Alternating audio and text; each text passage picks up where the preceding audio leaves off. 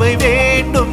உன் கையில் உயிர் வாழ்ந்தேன், இந்த தவமா வரமா புரியவில்லை.